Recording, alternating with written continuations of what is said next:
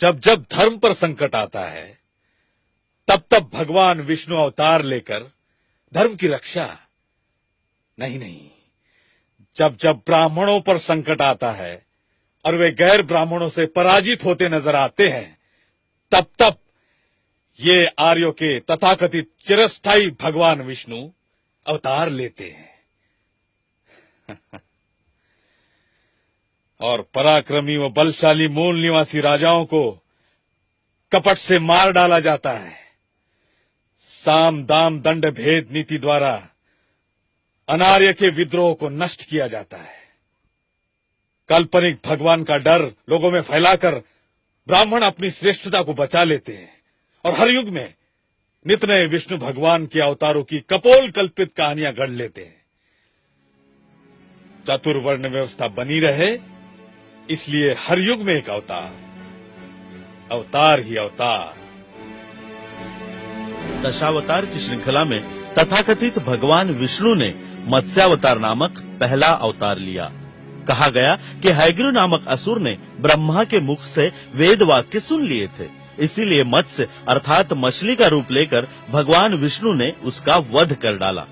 किंतु सत्य ये है कि सागर किनारे दक्षिण भारत में असुरों की अर्थात द्रविड़ों की सभ्यता विकसित थी। प्रगतिशील द्रविड़ों को आर्यों का पाखंड नापसंद था, इस कारण उनमें अक्सर संघर्ष होता रहता था। तब आर्यों ने कपट से द्रविड़ों को वश में कर लिया। उनके कपट पर पर्दा पड़ा रहे, इसीलिए मत्स्यावतार की कल्पित कहानी को प्रचारित किया गया। कूर्मावतार। पराक्रमी अनार्य राजा जब आर्यों पर हावी हुए तो आर्यों को उनका मुकाबला करना संभव नहीं था। आर्यों को अपनी हार होती नजर आ रही थी, इसीलिए संघर्ष के बजाय सुलह का रास्ता आर्यों ने अपनाया और कछुए की तरह शांत रहकर अनार्यों के साथ समझौता किया। ये समझौता सागर किनारे किया गया, इसीलिए इसे समुद्र मंथन का नाम दे दिया गया। अपनी हार को आर्यों ने मूल निवासियों के साथ समझौते में बदल दिया और कछुआ नीति के आधार पर किए गए आपातकालीन समझौते को कछुआ अर्थात कूर्मावतार कहकर प्रचारित किया।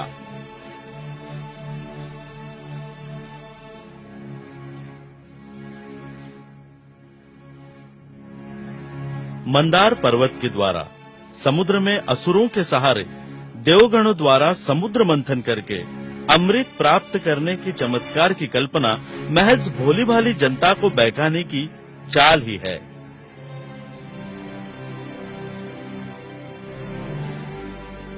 वराह अवतार। मूल निवासी राजा हिरण्याक्ष भारतीय भूमि का असली वारिस था। उसकी भूमि पर आर्य कब्जा करने की कोशिश करते थे, इसलिए आर्य और हिरण्याक्ष में संघर्ष हुआ करता था। हिरण्याक्ष ब्राह्मण संस्कृति के लिए खतरा बन गया। प्रजा में हिरण्याक्ष ब्राह्मणों से ज्यादा लोकप्रिय था। उसे जबरन मारकर राज्य हथियाने से प्रजा विद्रोह कर सकती थी और आर्यों का प्रयोजन सफल नहीं होता। इसीलिए असावधान हिरण्याक्ष के ठीक कान के पीछे आघात करके कपट से उसकी हत्या कर दी गई।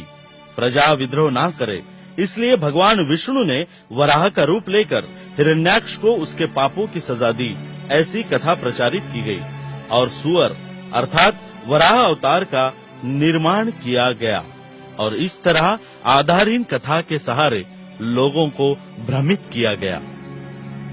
नरसिंहावतार।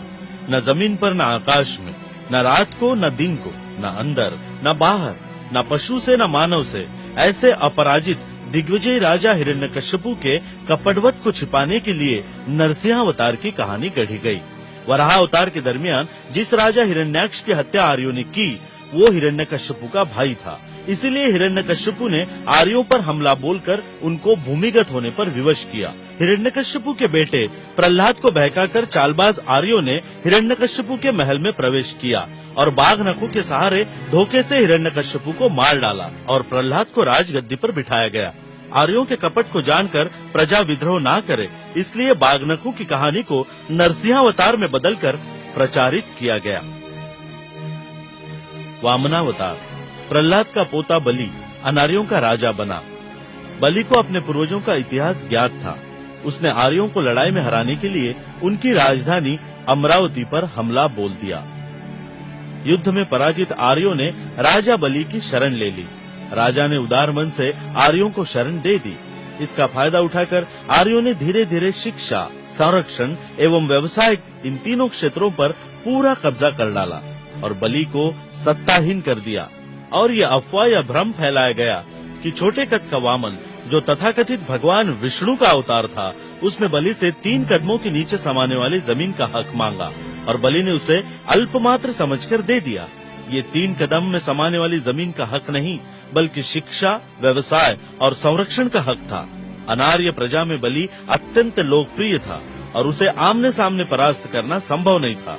अतः छोटे कद वाले वामन का सहारा लेकर आर्यों ने राज्य हड़प लिया और इस कुटिलता को वामनावतार का नाम दे दिया गया।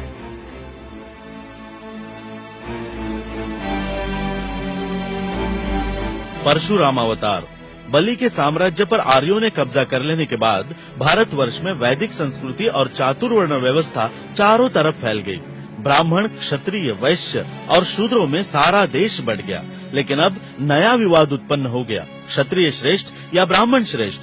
क्षत्रियों के पास राज सत्ता थी, इसलिए वे ब्राह्मणों को नीचा दिखाते थे। ब्राह्मणों का अस्तित्व खतरे में पड़ जाने के कारण तथाकथित परशुराम अवतार का सहारा लेकर ब्राह्मण धर्म की रक्षा के लिए परशुराम ने 21 बार हमला करके क्षत्रियों की भारतवर्ष में हत्या कर डाली। ब्राह्मणों का परंपरागत सम्मान वापस लौटाने की कीमत क्षत्रियों को अपने खून से चुकानी पड़ी। ना ही प्रलय आया, ना ही कल्प आया, ना असुरों ने वेद चुराए।